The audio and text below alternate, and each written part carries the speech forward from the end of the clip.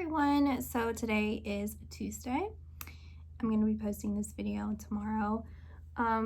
This is going to be categorized as a general message. However, I'm also going to put in the channeled message folder. The channeled message is you're meant to hear this.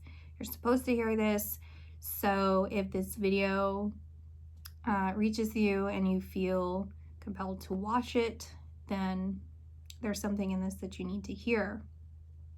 So I'm being called to, and I'm hearing validate and synchronicity.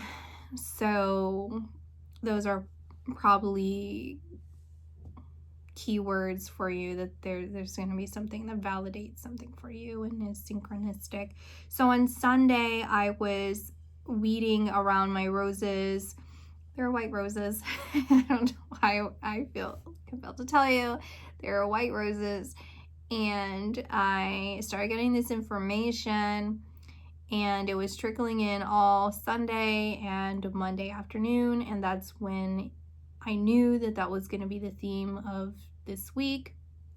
However, there was also a side note to kind of discuss what happens when my pet passed away, what I see with that. And so start with that, where essentially I believe I saw life eternal, heaven, in the eyes of my bird who passed away. I had her over 20 years, and towards the end of her life, I knew she was going to pass. And the morning that she was going to cross over, it was raining and it was warm. It was really just a calm, beautiful day, morning until afternoon. And she loves being outdoors. Like, she loves the sunshine. She loves rain, like the sound of it. She loves the warmth. And so my ex was with me at the time, and you know, as she was getting older and she was starting to show some signs of, you know, struggling, they formed a bond. And so I requested that he hold her in the rocking chair in the sunroom, and I would speak, you know, and whisper to her very sweetly and quietly, tell her how much I loved her. And I could see she was trying to hang on. She's very tenacious, and I was the same way. I didn't want to let her go. I was holding on hope that she would stay, and that I was just misjudging the situation. But I knew it was time. And once it got very close to her passing, I felt this intensifying feeling of divine presence surrounding us. And they were coming to usher her over. And before she took her last breath, they were telling me that it was time for her to go. She needed to go. It was unavoidable at that point. And so I gave her permission, and I do feel she was waiting for that. She was trying to hang on because she didn't just want to disappoint me, or she didn't, you know, she needed to hear that it was okay. You know, she was subscribing to my selfishness. And so I told her it was okay. And in that moment, I saw a reversal. From that very second, I was staring in her eyes, and from that second, it just, like, so fast, it reversed her entire life experience.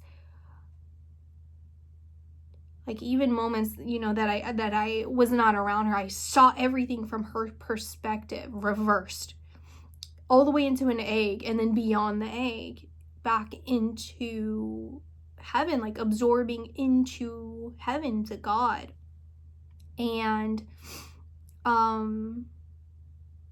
and then she passed, and as soon as she passed away, the rain stopped and the sun came out and the birds started coming out, and it was just really a beautiful moment. And when I had focused on her, like as she had left, as she had reversed into life eternal, and the reason I say that is because it was like this keyhole, and I could see there was this vastness. It was like Avatar. It was this vastness of just everything beautiful, and there was no concept of nothing. Like there was always enough, and enough meaning there was no need for anything. It just was. And she felt free and safe and expansive. And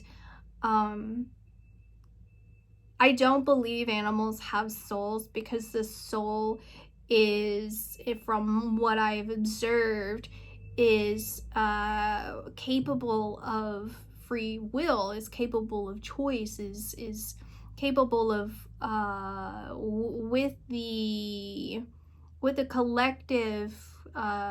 collective efforts, and also with effort of God, is able to create and also make poor choices, right? And animals are angelic beings. They're divine beings. They do not have any concept of anything beyond innocence. And so in that sense, they are very pure. Not very pure, they are pure beings. And they are representations here on earth of things that are either going to satiate us, by like physically, or they're also points of remembrance and confirmation of God, of heaven, and of the way things should be. Where it's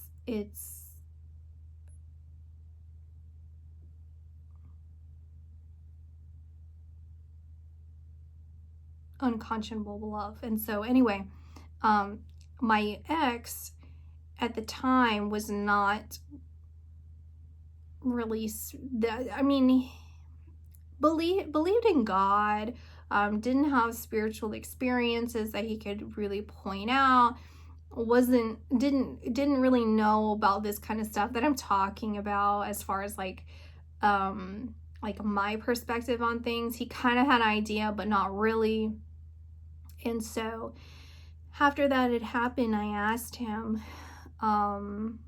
if he was okay and all this, and he recounted that he felt very at peace. So he was very surprised with himself.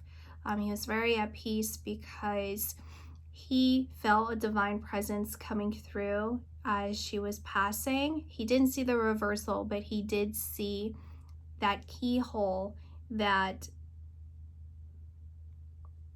expanded into what he said was heaven. He's like, I saw heaven, I saw it through her. And so he saw the same things. And I do believe that she was a wonderful facilitator for both of us to confirm or reaffirm that heaven is real, and that she is an angel. So I'm gonna go wipe up my nose and I'll be back. Okay, so what I'm actually feeling I need to do is go on a walk, go eat, and I'm gonna do a part 2, and that'll be posted probably next week. And so this video is gonna be posted tomorrow, okay? And it's gonna segue into the next one. But I do have a channeled message here for an individual, maybe a couple people, I don't know. But the message is coming through, and I feel called to do that and then shut this video down, which is that you are denying your intuition. You're pushing away, you're pushing further away from your intuition than you even feel is necessary or feels right. It feels like there's this intuitive nudge, is your guardian angels, your guides, and it's also your higher self, wanting you to heal, wanting you to forgive yourself, forgive other people, to step yourself into a more positive mindset and also into more positive experiences. And the door is wide open for you, and it's this refusal to take those steps forward, even though you're fully recognizing and seeing that it's open for you.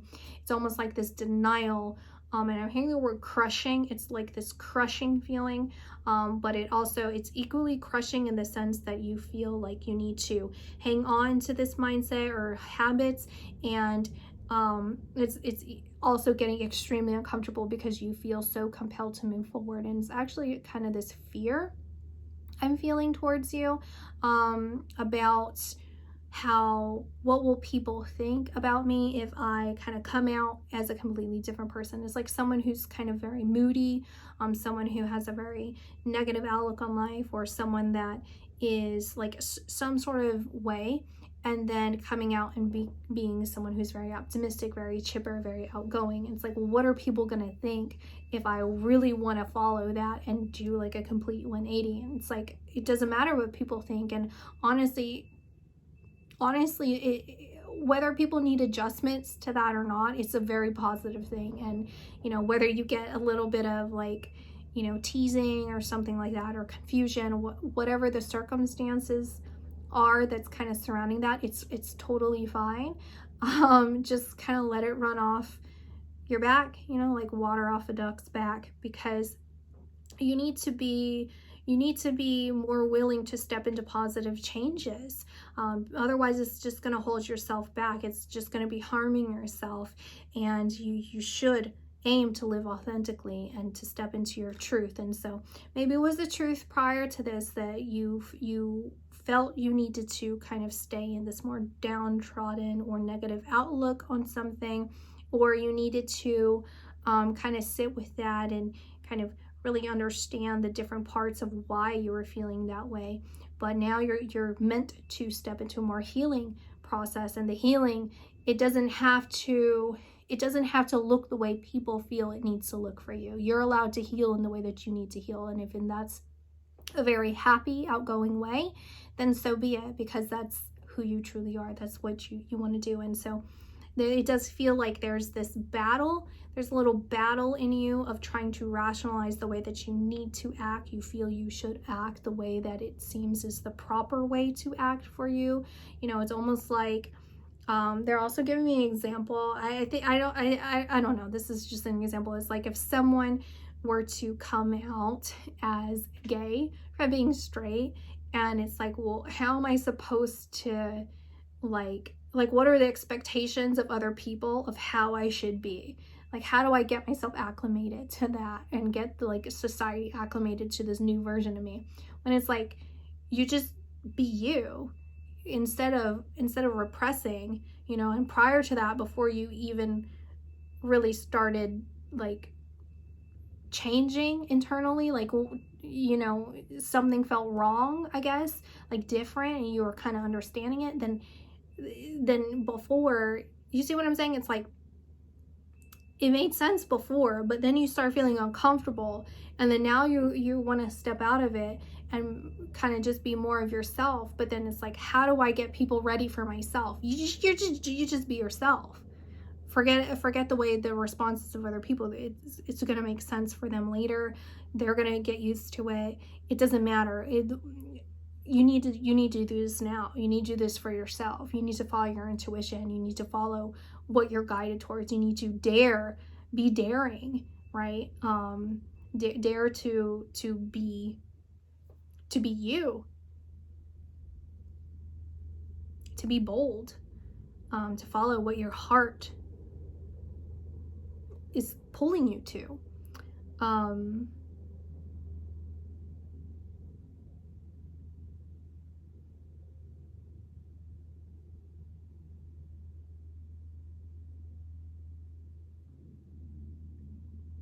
My stomach's growling.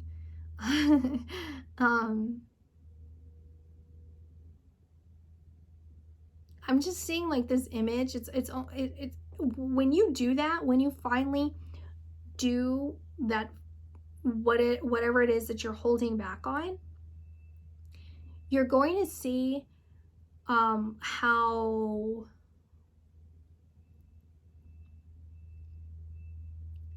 it's almost like making a, what is it, like making a mountain out of a molehill. Like you made something more difficult than it needed to be. But I say that in a more lighthearted way. Like you're gonna feel so much relief, and you're gonna, it's because the way that I'm seeing it is they're showing me like kind of like the Five of Wands, you know, and they're fighting with like wands, but the wands are breadsticks. And so they're fighting with these like hard breadsticks, you know, like the outer shell of it is like crispy, but inside is very light. So you kind of get that feeling that that breadstick might be very painful. I mean, it actually could probably be painful, but you're getting that perspective like, oh, like you know, it sounds like clunky. You're like, oh, that's really gonna hurt, you know. So you see everyone starts fighting with these breadsticks, and you're like, okay, whatever, I'm gonna step into it and just fight. And then you realize it's very soft and pillowy, and everyone's actually just playful. Everyone's just playing around. They're not actually fighting. You're like, oh my gosh, this is fun. Okay, I feel better. So, you know, you bring the butter to the breadsticks. So that's what I'm seeing. That's what's going on here. I'll talk to you guys in the next video. Bye.